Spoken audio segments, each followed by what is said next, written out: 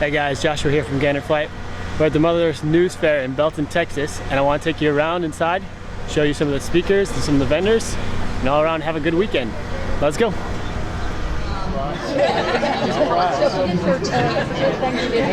We can grow plants without soil. We cannot grow plants without water. It's impossible. It is the very lifeblood of the system. And it is the thing that keeps the plant in a state of being not in stress. And it gives us a lot of advantages. One, highly automated. You can't build a hydroponic system that's not automated in some way, even if it's very static. By its very nature, it takes care of the plants when you're not there. I can leave my place, come back, and all my plants are healthy and happy and they're bigger than when I left. And with vertical systems, which I have on a small scale, I'm going to show you a large version of it, we can increase yields 9 to 20 times over field growing. 9 to 20 times using less water, relatively low energy, and not being cold. You already have a structure. Who here has a house? Is it warmer than it is here right now? And you already heat and cool your home. So a commercial producer, that is part of their expense for what they're producing. In your home, it's already factored in. The temperature you keep your house at, plants love to grow at that temperature. Hey guys, Jack Spirko here with the Survival Podcast at the Mother Earth News Fair in Belton, Texas, and we're talking about hydroponics today. This is the vertical farm I started working on about 30 days ago, and it has worked out really well. We got going here are 2 deep water trays, a sump tank down below, an ebb and flow tray up top. We're running water to the ebb and flow tray 15 minutes out of every hour. When the cycle quits, this tray completely drains dry. We're growing microgreens on it, and we're growing leaf crops in the 2 deep water trays. Again, they overflow down the sump. We have our little seed starting crack key system down here. So we grow our babies here. After about 14 days, we relocate them, grow them out. The lettuce you're looking at here has been only growing about 40 days. These plants up here have been growing about 25, 26 days. Really great growth. Really simple solution. This can produce a salad for a family of 4 every day, 365 days a year in a 4x2 footprint in your home. You can build it for about $700. Check out my YouTube channel. I show you how to do it for free. This is for Southwest. You can use it. Yeah, so the rust conversion, you want to convert the rust before you put any paint on there. And the last step you want to do after or in between when you're preparing for paint is make sure you hit it with some wax and grease remover. As a body technician, we saw this a lot. We have cars come back into the shop, and what it was is when it was bare metal, someone just touched it. I don't know why everybody wants to feel something, but they'll touch it. You can always tell because you get your paint, anything that's under there starts to peel back up as that rust grows. Our hands are our worst enemies in this case. And it's kind of rough when you spent that much time working on something, that much money, and then it starts to pit out on you. My thought was, and it actually turned out to work, was that as the evaporust would attack the rust, when it was ready to be removed or close enough to be removed, then it could be acted upon by the transducers. Now, how the transducers actually work, or ultrasonics work, is they operate at a very high frequency, and they produce a wave, and that wave pattern is a sound, essentially, but it causes, when you put it next to water, it causes cavitation in the water. That tiny microscopic bubble is actually like a 4,000 degree plasma bubble, and it makes a baby little explosion. And that's what makes it perfect for removing like that falling off scale of rust. And so we took a process that was a 24-hour process, maybe even 36 if it's cold,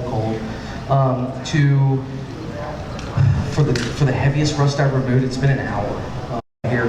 But it's interesting because you learn something every time you go into this, and if we're not learning, and I'm not willing to admit that I'm doing something wrong, that means that I will never progress, that I can't say, oh, I can't look to someone who knows how to do something better than me, admit that I was wrong, let that part of me die, move on, and accept that new learning. That's a really good part of the restoration process because you end up kind of restoring yourself along the way. And we tend to be, we're a little egotistical, we're like, yeah, I'm doing it the right way, So this is a good example of me doing it the wrong way in here. Now, cob is an Old English word for lump.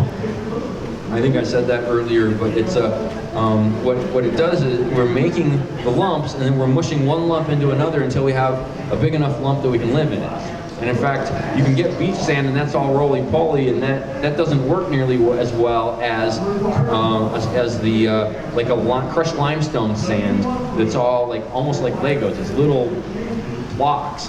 And you stack those up and the glue of the clay holds them together, and then the straw is actually a fiber reinforcement holding the lumps together. Very easy to break into. Section off the corner of it with the door to the... That's a red hornet.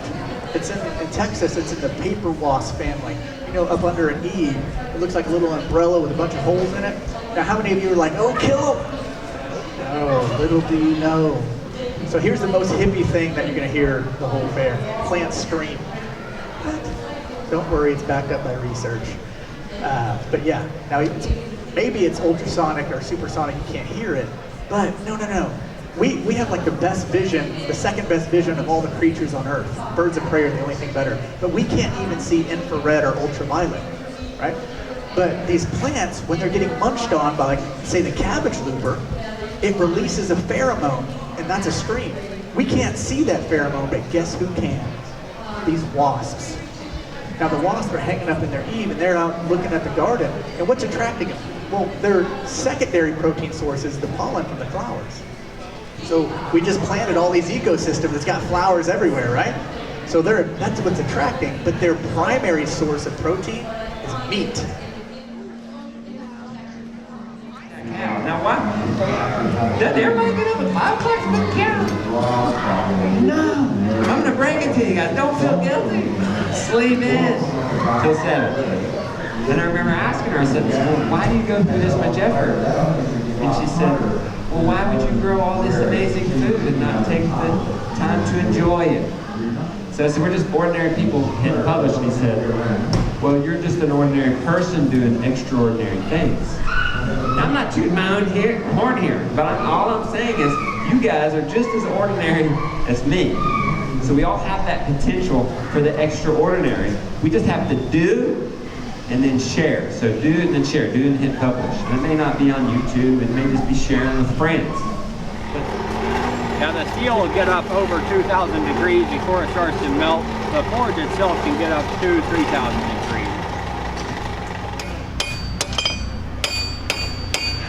American dream was one vision, one goal, one dream. What happened? Look around today. It's changed. Is it a big, fancy house? 1.4 kids in the backyard and 2 shiny.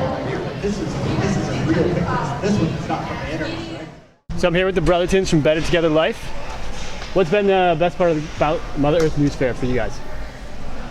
I think it was really just meeting all, like, you know, the speakers and learning from them, and we fanboying a little bit and girling about getting to see and shake Justin and Rebecca Rose's hand, and Marty Rainey from that was insane. the Homestead rescue. Like, that was just, it's cool to be able to be here where there's so many people, Jack Spirko, to be able to be here all in one place. And I like Texas, so what about you? I think that made it easy. I think it was the accessible part of it. Like, it was easy to get to, everyone's in one spot, but more specifically, like, the conversations are really diverse because nobody's homestead looks the same. Right. So I haven't been in a spot like this at other conferences that have such an array of speakers. So having everyone accessible was a really impressive thing because these are talks that we couldn't just get online. No one's, even some things we hadn't even considered. How would we have an Airbnb on our property, or what does it look like to do fencing and then sit here and talk and ask questions right there in an audience. It's very small classroom feel at the talks. So that changes the whole way you move forward from coming to an event like this. You have actual information you can put to work. Definitely. That's my favorite part. Awesome. Thank you, guys. Yeah.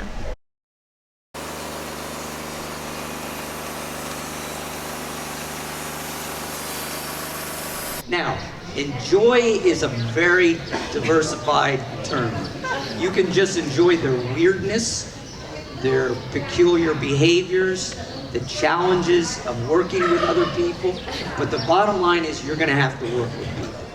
People tend not to read as much as they look.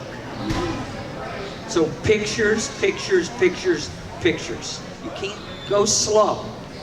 Learn the business. Take the feedback. Don't try and be millionaires overnight. And build up your reviews. These lids and these 5-gallon buckets, I live out of 5-gallon buckets on my homestead. I don't know about y'all, but these lids have added great value. Hi, I'm Jerry Fife, and I'm with Ambrosio Robotic Motors USA. That's what we have here. It's a robotic lawnmower that mows your lawns, all the way from about 1/5 of an acre from our little guy, all the way up to the large black one there that'll do up to 5 acres. It'll mow up to 11 hours. Typical robot like this guy running around our booth right now will do a 1/2 acre, and it mows for about 3.5 hours at a time. When we first brought them on, and they had been sort of rotationally grazed, but not daily moved, and they were skittish.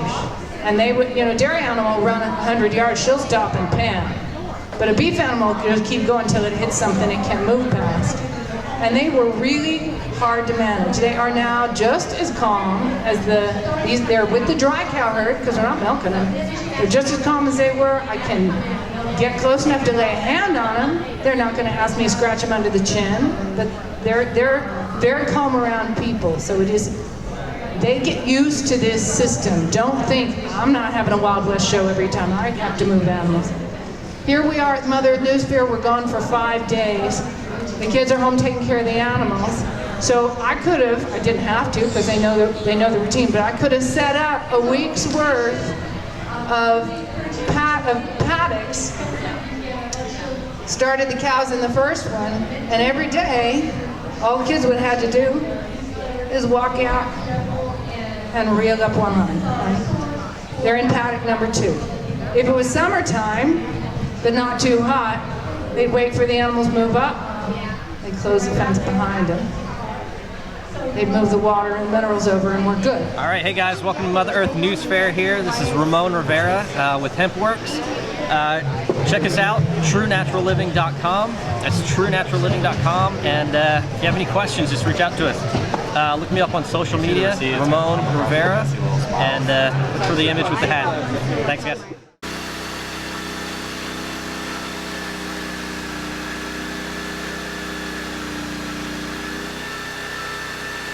Really important point about fuel stabilizer. Put it in fresh gasoline only. Okay? I swear to God, fuel stabilizer will not make stale gas fresh again. Yeah. Okay, if you're not going to be using your equipment for 4 or 5 months, which is pretty common for most things like lawnmowers or even generators or things like that, is it better to just drain the tank? In my opinion, yes. Well guys, that's a wrap on the Mother Earth News Fair in Belton, Texas. Next time we'll be back in the shop working on some more DIY projects or life hacks. So go ahead and like, comment, and subscribe to my channel. And also check out our Facebook group for everything DIY related. DIYers, tinkers, fixers, and makers. Put a link in the description box below. Until next time, take care and pay it forward.